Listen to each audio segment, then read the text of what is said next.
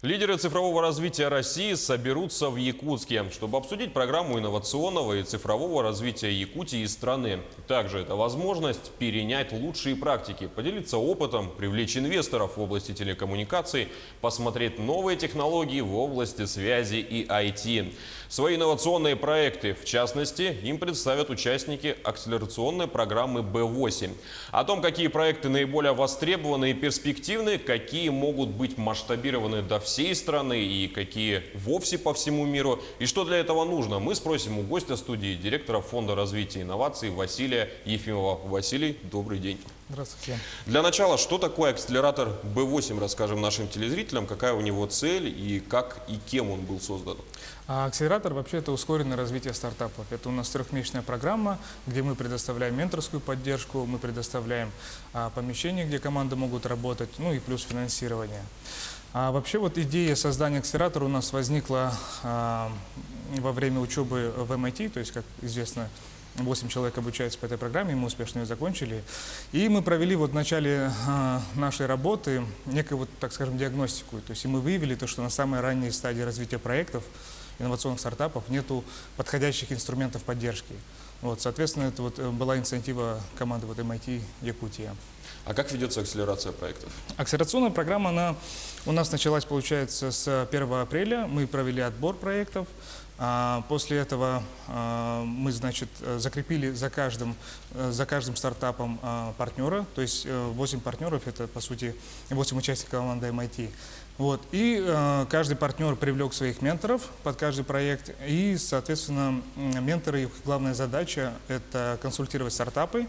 То есть это специалисты в области там, конкретно вот по тому или иному проекту, либо это какие-то бизнес-ангелы, инвесторы. Вот. И, соответственно, каждую неделю у нас проводятся некие трекшн-митинги, то есть это такие встречи, где, как, ну, проще выразиться, это некие контрольные такие реперные точки, достигли ли проекты какого-то того или иного результата, который они сами же для себя установили за неделю.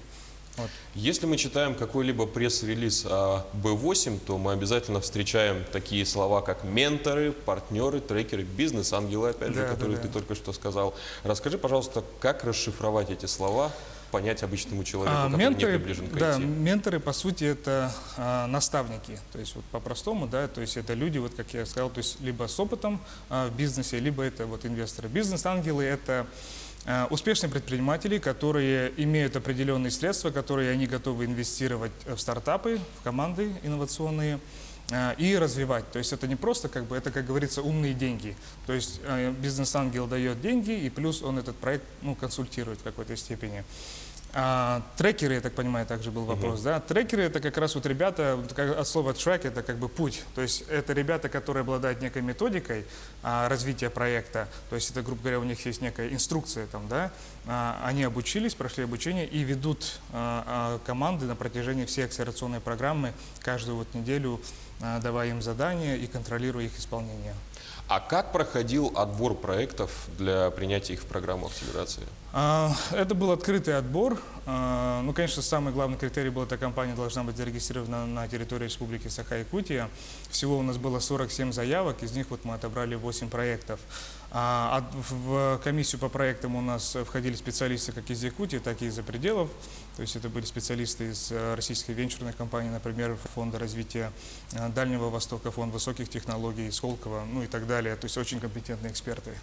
Ну, 8 проектов из 47 заявленных – это, в принципе, небольшой процент. С чем связано такое небольшое количество отобранных? Ну вот самое главное вот в акселераторе – это качество. Да? То есть мы на самом деле ожидали то, что заявок будет там чуть более 30, но результаты превзошли все наши ожидания. Ну и как бы это, как я сказал уже, это самое главное качество, поэтому мы отобрали вот 8 проектов. Тогда немного поговорим об этих 8 проектах. Что каждый из них представляет из себя? Да, ну если время позволит, я расскажу о каждом из них. Получается, ну, начну, наверное, с компании Кинестетика. Они разработали приложение Plenty-Go. То есть, по сути, если по-простому, это приложение, оно помогает вот в реабилитации детей с ДЦП. То есть этот процесс геймифицируется. Довольно значимый проект. Да, то есть это социально значимый проект, и вообще основатель, он сам медик, он знает, невролог, то есть он знает, о чем он говорит и что он делает. И у него очень сильная команда, и также программисты, то есть ребята двигаются очень неплохо. Плюс они же, кстати, на Startup Village 2019 получили грант от Фонда содействия инновациям в размере 2 миллионов рублей. Вот. А следующий проект, который бы хотел бы отметить, это, наверное, команда Rango. Они сделали приложение, называется Zippy. По сути, ну, вы, наверное, помните Тамагочи.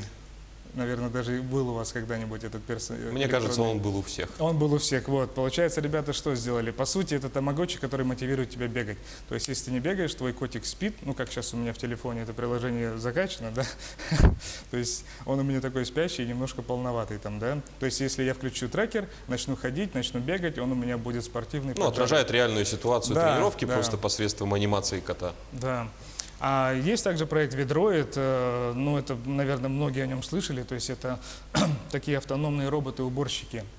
То есть эти ребята достаточно сделали серьезный прогресс, у них контракты есть уже действующие, плюс потенциальные, с очень крупными на самом деле заказчиками. И уже вот с осени, я думаю, мы увидим такой действительно большой прогресс. Да, и опять же, думаю, стоит отметить то, что Vedroid — это именно промышленные пылесосы, Да, а не это промышленные домашние пылесосы, для спасибо, общего да. пользования. Да, это промышленные пылесосы. Вот, и, соответственно, заказчики тоже крупные, которые заинтересованы в очистке больших площадей. Вот, а есть у нас команда, и они, кстати, тоже на фонде содействия инноваций, точнее, выиграли грант фонда содействия инноваций на 2 миллиона рублей на Startup Village. Также у нас есть команда K-Technologies, их проект Hurricane Wi-Fi, то есть они предоставляют бизнесам возможность таргетированной рекламы.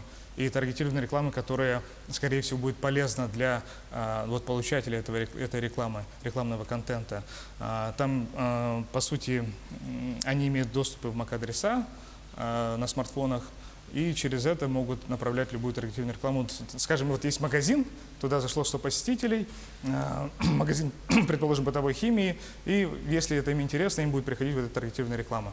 Вот, Давайте немного поговорим об итогах их работы, что можно сказать на сегодняшний день по их проделанным проектам. Вот самая главная наша цель именно акселерационной программы была, это чтобы команды создали так называемый минимально жизнеспособный продукт, чего все практически, ну точнее все достигли, но некоторые команды, они уже получили первые продажи, кто-то увеличил количество клиентов, то есть результаты, ну они у всех достаточно высокие. Одним из итоговых мероприятий был так называемый демо-день. Как прошел он? Демо-день, да, это был отличный демо-день. Во-первых, все выступали на английском языке. То есть один из критериев отбора был, это проект должен быть ориентирован на внешние рынки. Соответственно, питчи все были на английском языке, и все мероприятие было на английском, чтобы наши иностранные инвесторы потенциальные могли посмотреть. Вот, чтобы это было не только вот внутри То есть республики, включая России. и обсуждение после презентации. Тоже было на английском языке. После презентации? Нет, весь демо-день был на английском языке. Вот, то есть таким образом мы можем отправлять этот видеоролик всем инвесторам по всему миру, и они уже будут знакомы с нашими проектами. Но вообще хотел бы сказать, то, что этот демо-день, он был самый лучший, который я когда-либо видел. А я их видел и в Москве, и в Сан-Франциско, и в Нью-Йорке, то есть это был блестящий демо-день. И наши стартапы, самое главное, то, что они уже готовы питчиться выступать перед иностранными инвесторами. Помимо B8, будет ли еще создан и проведен другой акселератор, и что нужно сделать, чтобы в него попасть? Ну, во-первых, это был наш первый поток, да, то есть у нас в год мы планируем делать 2 потока, соответственно, осенью мы начинаем уже второй набор, также акселератора B8. Но То есть название остается тем же, только вы как это сериал будет то же выпускаете самое, все по сезонам? Да, то есть это все будет, получается, вот этими потоками, так называемыми, выпусками. Но мы все равно планируем делать другие акселерационные программы, это и корпоративные, то есть мы надеемся с крупными компаниями, например, как Алроса, да, делать корпоративные акселераторы. То есть у нас уже есть свои компетенции, мы их наработали и уже готовы предлагать это как продукт. А как считаете, есть ли шанс у проектов, участвующих в B8, выйти именно на международный рынок? Да, безусловно, у каждой команды есть такая возможность. Вот говоря о менторах, то есть о наставниках, у команды Epio Ментор был Стив Форте, который приезжал в прошлом году на IT Weekend 2018. Это, получается, венчурный инвестор с Кремниевой долины. И он был их ментором, то есть на протяжении этих 3 месяцев он их сопровождал, давал задания и так далее. То есть и он сказал, что ребята, вы действительно решаете проблему. А ребята что делают? Они делают некий шаблонизатор, который помогает, упрощает вообще вот процесс создания приложений для бизнеса. Это как некий конструктор. Вот, и поэтому этот проект, он действительно имеет огромный потенциал. То есть зарубежные коллеги отзываются о наших ребятах и наших проектах в достаточно положительном ключе. Да, абсолютно. Тогда как вы оцениваете наши инновационные проекты и от себя, может быть, какой из них можно выделить больше всего на фоне остальных? Но я могу сказать только исключительно положительно, да, потому что я очень, как бы так скажем, привязан ко всем стартапам, на самом деле, которые прошли нашу акселерационную программу. Никого выделить я не могу конкретно, да, потому что мы любим и ценим все наши стартапы. Мы как-то вот на протяжении всей этой программы сблизились, да, и мы дальше их продолжаем сопровождать на самом деле. То есть акселерация закончилась, но наша коммуникация, наша работа совместно продолжается. И наши выпускники, они также будут наставниками наших следующих потоков.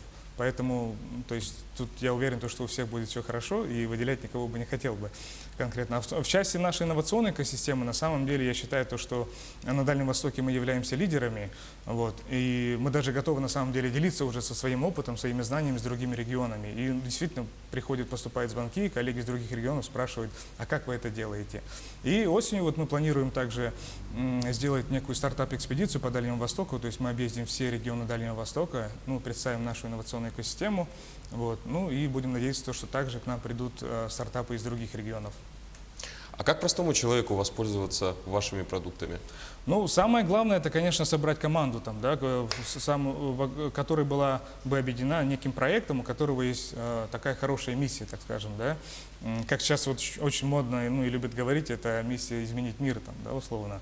Вот. То есть все начинается всегда с идеи? Все начинается, наверное, даже с хорошей командой, потому что продукт, он в процессе его развития может кардинально измениться. Вот, но команда, если она сильная, она останется и она будет успешной. Ну что ж, Василий, спасибо за беседу. Пожелаем вам и вашему акселератору дальнейшего развития и такого же успеха во 2-м сезоне. А я напомню, что гостем студии был директор Фонда развития и инноваций Василий Ефимов. И обсудили мы тему проектов в сфере IT. Вы смотрели актуальное интервью. В студии работал Василий Радченко. Оставайтесь на телеканале Якутия-24.